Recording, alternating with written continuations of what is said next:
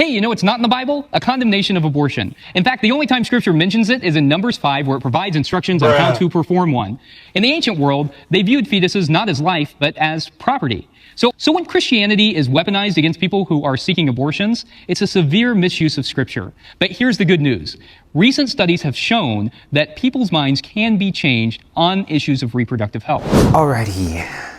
So let's get this out of the way. This is by far one of the trickiest issues to talk about because abortion isn't as black and white as both sides make it.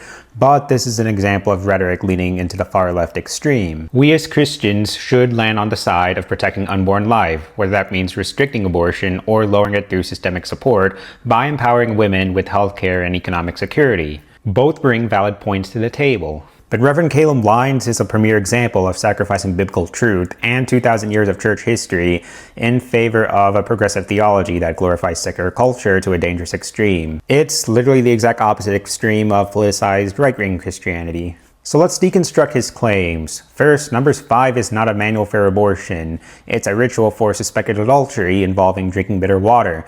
Both Jewish and Christian scholars overwhelmingly agree we should not read it as an abortion text. Then there's the early church. Documents like the Didache and the letters of Barnabas explicitly condemn abortion as a practice. He also claims that fetuses were always viewed as property, but in the wider ancient world, things were more nuanced. You had Stoics tying personhood to first breath, and Aristotle seeing potential in earlier development stages, but it was never as simple as fetuses are just property. So as Christians, we shouldn't follow rhetoric that reduces fetuses to property when there's even a glimmer of chance we're dealing with human life made in God's image. In any case, Pastor Lines' rhetoric here can lead Christians into belief that contradict our ethics on human life. So much of his theology ends up conforming to secular culture, and we should be vigilant when pastors like him twist the word. Now to be clear, I want pro-life to mean all life, unborn and born.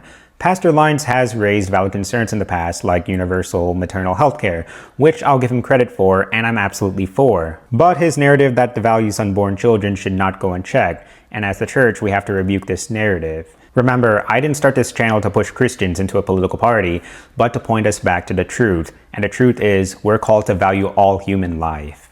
God bless.